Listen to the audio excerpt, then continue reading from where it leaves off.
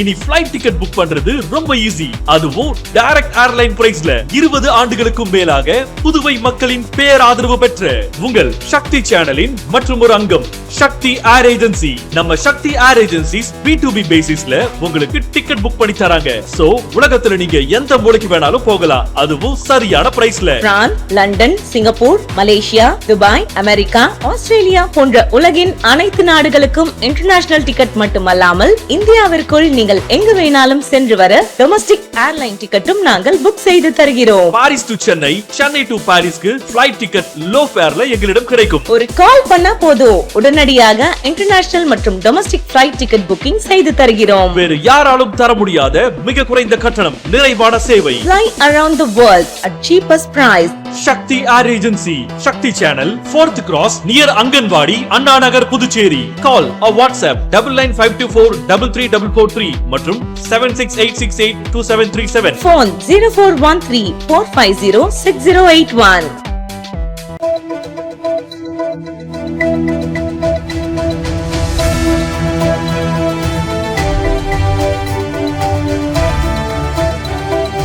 வணக்கம். சக்தி சேனலின் புதுவையின் இன்றைய நிகழ்வுகள். தூய்மை பணி அதில் ஈடுபடும் தொழிலாளர்களுக்காக மத்திய அரசு வழங்கும் நிதியை மாநில அரசுகள் முறையாக செலவிட வேண்டும் என்று மத்திய சமூக நீதி அதிகாரமளித்தல் துறை இணை அமைச்சர் ராம்தாஸ் ஆதவாளி தெரிவித்துள்ளார். இது தொடர்பாக செய்தியாளர்களிடம் பேசிய அவர், பகல்காம் சம்பவத்திற்கு பதிலடியாக ஆபரேஷன் சிந்தூர் நடவடிக்கை பயங்கரவாதிகள் பாகிஸ்தான் அரசுக்கு எச்சரிக்கை தரும் வகையில் அமைந்தது. சண்டை நிறுத்தத்தில் அமெரிக்காவின் தலையீடு இல்லை. பாகிஸ்தானின் பொய் பிரச்சாரத்தை முறியடிக்க இந்தியாவின் நிலைப்பாட்டை விளக்க வெளிநாடுகளுக்கு அனைத்து கட்சி எம்பிக்கள் தலைமையிலான பிரதிநிதிகள் குழுவை பிரதமர் மோடி அனுப்பியது வரவேற்கத்தக்கது. தூய்மை பணிக்கான போதிய நிதியும் மத்திய அரசால் மாநிலங்களுக்கு வழங்கப்படுகிறது. அவற்றை முறையாக மாநிலங்கள் செலவிட வேண்டும். அப்படி செலவிடுவதை மத்திய அரசின் சமூக நீதித்துறை கண்காணிக்கும். அனைத்து தரப்பினரும் பலனடையும் வகையில் மத்திய அரசு திட்டங்களை செயல்படுத்தி வருகிறது என்றார் ராம்தாஸ் ஆதவாளி. பேட்டியின் போது புதுவை மாநில ஆதி திராவிடர் பழங்குடியினர் துறை இயக்குநர் இளங்கோவன் உடனிருந்தார். மரம் வளர்ப்பது பற்றி விழிப்புணர்வை ஏற்படுத்தும் வகையில் நாடு முழுவதும் சைக்கிள் பயணம் மேற்கொண்டுள்ள இளைஞர் புதுச்சேரி வந்த நிலையில் சமூக ஆர்வலர்கள் அவரை வரவேற்று வழி அனுப்பி வைத்தனர். மேற்கு பெங்கால் மாநிலத்தை சேர்ந்தவர் இளைஞர் ஜோஜோ தாத்தா 28. மரங்களை வளர்க்க வேண்டும், இயற்கையை காப்பாற்ற வேண்டும் மற்றும் இரத்த தானம் செய்வது குறித்து விழிப்புணர்வை ஏற்படுத்தும் வகையில் நாடு முழுவதும் சைக்கிள் பயணம் மேற்கொண்டு வருகிறார். கடந்த 2021ஆம் ஆண்டு முதல் கட்டமாக இந்தியாவில் 20 மாநிலங்களில் சைக்கிள் பயணம் மேற்கொண்ட ஜோஜோ தாத்தா கடந்த ஜனவரி மாதம் 4ஆம் தேதி 2ஆம் கட்டமாக மேற்கு பெங்காலில் இருந்து விழிப்புணர்வு சைக்கிள் பயணம் மேற்கொண்டார். 6 மாநிலங்களை கடந்து இன்று புதுச்சேரி வந்தார். அவரை புதுச்சேரி மரக்கன்றுகள் நடும் பசுமை இயக்கத்தின் தலைமை இயக்கத்தின் நிறுவனர் ஓம் சக்தி ரமேஷ், அசிஸ்ட் வேர்ல்ட் ரெக்கார்ட் நிறுவனர் ராஜேந்திரன், ஓவியர் முனுசாமி ஆகியோர் வரவேற்று வாழ்த்தி வழி அனுப்பி வைத்தனர். புதுச்சேரியில் இருந்து நாகப்பட்டினம், இலங்கை சென்று மீண்டும் திரும்பி கேரளா செல்ல திட்டமிட்டுள்ளதாக ஜோஜோ தாத்தா தெரிவித்துள்ளார். புதுச்சேரி மாநில பழங்குடி மக்கள் கூட்டமைப்பு மாநில தலைவர் ராம்குமார் தலைமையில் காட்டுநாயக்கன், மலக்குறவன், குருமன், எருகுலா ஆகிய 4 இன பழங்குடி மக்களையும் அட்டவணை பழங்குடி ST பட்டியலில் சேர்க்க வலியுறுத்தி கண்டன ஆர்ப்பாட்டம் நடைபெற்றது. புதுச்சேரி மாநில பழங்குடி மக்கள் கூட்டமைப்பு மாநில தலைவர் ராம்குமார் தலைமையில் காட்டுநாயக்கன், மலக்குறவன், குருமன், எருகுலா ஆகிய 4 இன பழங்குடி மக்களையும் அட்டவணை பழங்குடி ST பட்டியலில் சேர்ப்பதற்காக மத்திய அரசிடமும் மாநில அரசிடமும் பல கட்ட போராட்டங்கள் நடத்தப்பட்டு வருகிறது. மேலும் தென் இந்தியாவில் உள்ள பழங்குடி இன மக்கள் புதுச்சேரியின் பூர்வீகமாக வாழ்வோரை இந்திய அரசியல் அமைப்பு சட்டம் 342/2 படி மத்திய அரசின் அட்டவணை பழங்குடியினர் பட்டியலில் சேர்ப்பு சம்பந்தமாக மத்திய அரசு எந்த நடவடிக்கையும் எடுக்காமல் காலதாமதப்படுத்தி வருகிறது. மத்திய அரசின் கவனத்திற்கு கொண்டு செல்ல சுதேசி காட்டன் மில் அருகில் கண்டன முழக்கமிட்டு கவன ஈர்ப்பு ஆர்ப்பாட்டம் நடைபெற்றது. ஆர்ப்பாட்டத்தில் காட்டுநாயக்கன் சமூக சீர்திருத்த சங்கத்தின் தலைவர் சுரேஷ், செயலாளர் கண்ணன் மற்றும் தன்ராமன், சோமசுந்தரம், அழகு, பரமசிவம், மனோகர், மாசலாமணி, ஏகாம்பரம், ராஜு, செந்தில், முருகன், பழனி ஆகியோர் கலந்து கொண்டு கண்டன உரையாற்றினர். திருப்புவனை சட்டமன்ற தொகுதிக்கு உட்பட்ட திருப்புவனை ஏரி மற்றும் திருவாண்டார் கோவில் ஏரிகளை தூர்வாரி தூய்மைப்படுத்தி செப்பனிடும் பணியினை சட்டமன்ற உறுப்பினர் அங்காளன் தொடங்கி வைத்தார். புதுச்சேரி மாநிலம் தொகுதி மண்ணாடிப்பட்டு கொம்யூன் திருப்புவனை சட்டமன்ற தொகுதிக்கு உட்பட்ட திருப்புவனை கிராமம், திருப்புவனை ஏரி மற்றும் திருவாண்டார் கோவில் கிராமம், திருவாண்டார் கோவில் ஏரிகளை தூர்வாரி தூய்மைப்படுத்தி செப்பனிடும் பணிக்கு ரூபாய் 22,39,520 ரூபாய் ஒதுக்கப்பட்டு அதற்கான பூமி பூஜை விழா நடைபெற்றது. இதில் திருப்புவனை தொகுதியின் சட்டமன்ற உறுப்பினர் அங்காளன் கலந்து கொண்டு விழாவிற்கு தலைமை தாங்கி பணியினை தொடங்கி வைத்தார். இந்த நிகழ்ச்சியில் செயற்பொறியாளர் ராதாகிருஷ்ணன், உதவி பொறியாளர் செல்வராசு, இளநிலை பொறியாளர் பாலாஜி மற்றும் ஊர் பிரமுகர்கள், பொதுமக்கள், சட்டமன்ற உறுப்பினரின் ஆதரவாளர்கள் ஏராளமானோர் கலந்து கொண்டனர். புதுச்சேரியில் வழிப்பறியில் ஈடுபட்ட ரவுடி மீது குண்டார் சட்டம் பாய்ந்தது.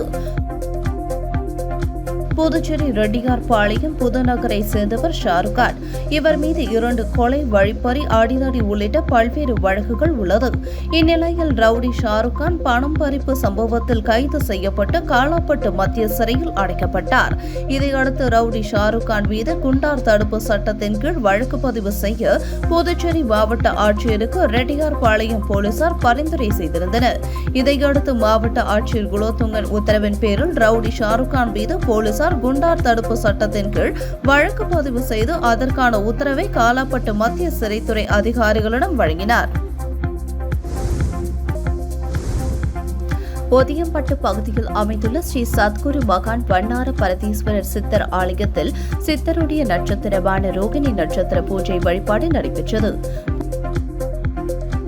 புதுச்சேரி மாநிலம் முருங்கப்பாக்கத்தில் இருந்து வெள்ளியனூர் போகும் வழியில் ஒதியம்பட்டு கிராமத்தில் அமைந்துள்ள மிகவும் பழமை வாய்ந்த ஸ்ரீ சத்குரு மகான் வண்ணார பரதீஸ்வரர் சித்தர் ஆலயத்தில் சித்தருடைய நட்சத்திரமான ரோகிணி நட்சத்திரத்தை முன்னிட்டு மகானுக்கு பால், தயிர், அபிஷேகத்தூள், மஞ்சள் தூள், விபூதி, சந்தனம், இளநீர், பன்னீர் மற்றும் கலச அபிஷேகம் செய்யப்பட்டு மூலவருக்கு சிறப்பு அலங்காரம் செய்யப்பட்டு மகா தீபாராதனை காண்பிக்கப்பட்டது. இதில் சுற்று வட்டார பகுதியில் இருந்து திரளான பக்தர்கள் கலந்து கொண்டனர். தொடர்ந்து விழாவில் கலந்து கொண்ட பக்தர்கள் அனைவருக்கும் அன்னதானம் வழங்கப்பட்டது.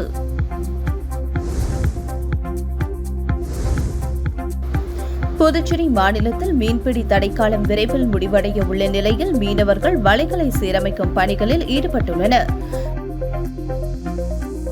மீன்களின் இனப்பெருக்கத்திற்காக ஒவ்வொரு ஆண்டும் வங்காள விரிகுடா மற்றும் அரபிக் பெருங்கடலில் வெவ்வேறு மாதங்களில் மீன்பிடி தடைக்காலத்தை மத்திய அரசு அமல்படுத்தி வருகிறது. இந்த ஆண்டிற்கான மீன்பிடி தடைக்காலம் ஏப்ரல் மாதம் 15ஆம் தேதி முதல் ஜூன் மாதம் 14ஆம் தேதி வரை 61 நாட்கள் அமல்படுத்தப்பட்டுள்ளது.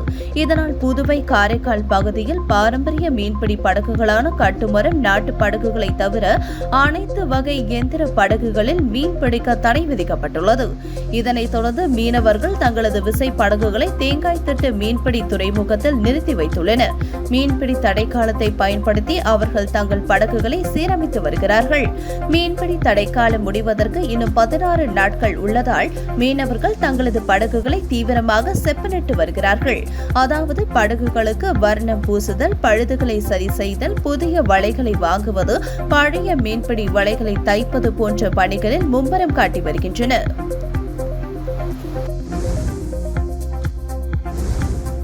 புதுச்சேரியில் பிரசித்தி பெற்ற குரு சித்தானந்தா சுவாமிகள் சித்தர் ஆலயத்தில் நடைபெற்ற 188ஆம் ஆண்டு குரு பூஜை விழாவில் ஏராளமான பக்தர்கள் கலந்து கொண்டு சுவாமி தரிசனம் செய்தனர்.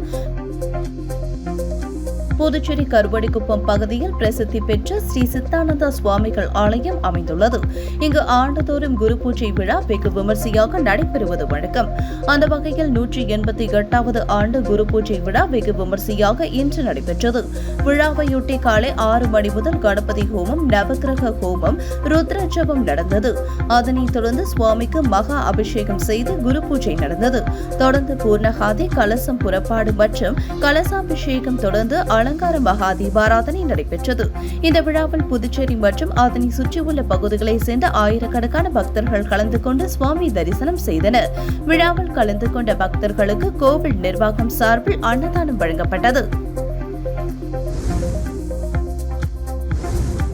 புதுச்சேரி ஆதி திராவிடர் மற்றும் பழங்குடியினர் மேம்பாட்டு வரைநிலை கழகம் சார்பில் IAS IPS தேர்வுகளுக்கு இலவச பயிற்சிக்கு விண்ணப்பிக்கலாம் என அறிவிப்பு வெளியாகியுள்ளது. புதுச்சேரி அரசு ஆதி திராவிடர் மற்றும் பழங்குடியினர் நலத்துறை மேம்பாட்டு வரைநிலை கழகம் வெளியிட்டுள்ள செய்திக்குறிப்பில் IAS IPS போன்ற பணிகளுக்கான சிவில் சர்வீஸ் தேர்வுகள் மத்திய அரசு பணியாளர் தேர்வாணையம் மூலம் ஒவ்வொரு ஆண்டும் நடத்தப்படுகிறது. இதில் கலந்து கொள்ள விரும்பும் ஆதி திராவிடர் மற்றும் பழங்குடியின பட்டதாரிகளுக்கு மிக சிறந்த பயிற்சி நிறுவனங்கள் மூலம் பயிற்சி அளிக்க புதுச்சேரி அரசு உத்தேசித்துள்ளது. எனவே 2026ஆம் ஆண்டு நடக்கவிருக்கும் சிவில் சர்வீஸ் தேர்வில் கலந்து கொள்ள விரும்பும் ஆதி திராவிடர் மற்றும் பழங்குடியின பட்டதாரிகள் இந்த வாய்ப்பை பயன்படுத்திக் கொள்ளுமாறு கேட்டுக் கொள்ளப்படுகிறார்கள். எனவே இணையதளத்தில் விவரிக்கப்பட்டுள்ளபடி தேவையான தகுதிகளை பெற்றுள்ள விருப்பமுள்ள விண்ணப்பதாரர்கள் பரிந்துரைக்கப்பட்ட விண்ணப்பத்தினை பதிவிறக்கம் செய்து தேவையான சான்றுகளுடன் ஆதி திராவிடர் நலம் மற்றும் பழங்குடியினர் நலத்துறை வரைநிலை கழகத்தில் சமர்ப்பிக்குமாறு அறிவுறுத்தப்படுகிறார்கள். பூர்த்தி செய்யப்பட்ட விண்ணப்பத்தை சமர்ப்பிப்பதற்கான கடைசி தேதி ஜூன் 2 ஆகும். விண்ணப்பதாரர்களுக்கு ஒரு நுழைவுத் தேர்வு வைக்கப்படும். அதில் பெறும் மதிப்பெண் அடிப்படையில் விண்ணப்பதாரர் பயிற்சிக்காக தேர்ந்தெடுக்கப்படுவர்.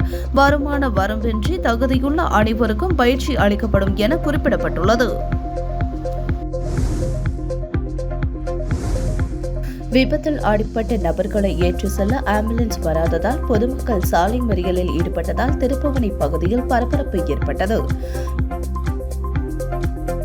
விழுப்புரம் நாகப்பட்டினம் 4 வழி சாலையில் திருப்புவனை துணை மின் நிலையம் எதிரே இன்று காலை இந்திரா நகர் பகுதியை சேர்ந்த ஒரு பெண் சாலையை கடக்க முயற்சி செய்துள்ளார். அப்பொழுது புதுச்சேரியில் இருந்து விழுப்புரம் நோக்கி வேகமாக சென்ற இருசக்கர வாகனம் மோதியதில் இருவரும் படுகாயமடைந்தனர். இருவரையும் மீட்பதற்காக ஆம்புலன்ஸுக்கு போன் செய்துள்ளனர். ஆம்புலன்ஸ் வரவில்லை. பின்னர் இதனால் தனியார் வாகனத்தில் இருவரையும் ஏற்றி தனியார் மருத்துவமனைக்கு அனுப்பி வைத்துவிட்டு திடீரென சாலை மறியலில் ஈடுபட்டனர். இந்த மறியல் காரணமாக வாகனங்கள் நீண்ட தூரத்திற்கு அணிவகுத்து நின்றன. தகவல் அறிந்து சம்பவ இடத்திற்கு விரைந்து வந்த திருப்புவனை போலீசார் போராட்டக்காரர்களிடம் பேச்சுவார்த்தை நடத்தினர். அதனைத் தொடர்ந்து போராட்டத்தில் ஈடுபட்ட பொதுமக்கள் அங்கிருந்து கலைந்து சென்றனர். இதனால் அரை மணி நேரம் போக்குவரத்து பாதிக்கப்பட்டது.